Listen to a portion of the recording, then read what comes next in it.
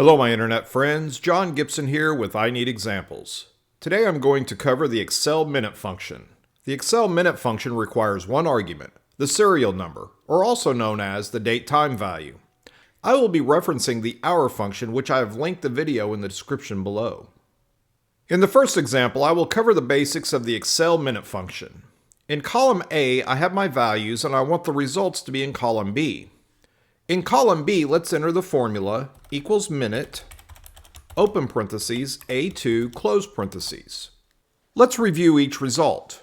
In row 2, our time is 12:45, so our result will be 45 for the minute. The minute function will ignore the hour value. In row 3, we have a result of 35. The date, hour, and seconds are ignored. Cell A4 has a time which is longer than a 24-hour clock. I have an example of this in my hour function video. Since the minute function is not connected to the hour, it will return 45 as the result.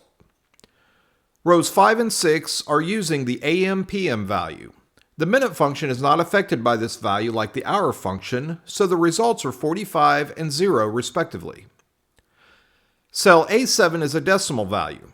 When you see this value, it is read 45% of 24 hours. 45 being 45% and 24 is based on a 24-hour clock. Let's do some simple math to understand how we have a result of 48. In cell D7, I will first get 45% of 24 equals 0.45 times 24. I now have 10.8. The 10 is the hour and the 0.8 is a decimal representing the minute. We know there are 60 minutes in an hour, so let's compute that in cell D8 equals 0.8 times 60. There, as you can see, 0.8 or 80% of 60, the minutes in an hour, equals 48. This is the same results we have in cell D7. Next, in row 8, our date does not have a time. By default, when no time is displayed, the time will be 12 midnight, giving us a minute result of 0. In row 9, our date is not a valid Excel date, giving us a value error. In our next example, I will be using the work hour table I created in the hour function video. Link in the description below.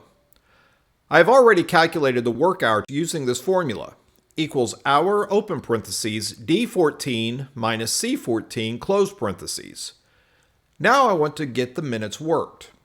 In cell F14, I will add the formula equals minute, open parentheses, D14 minus C14, close parentheses. That's it. We now have our work hours and work minutes. Thank you for watching. If you found this video helpful, please like and subscribe. Comment below if you would like to see examples on a specific topic. Have a wonderful day, and I will see you next time.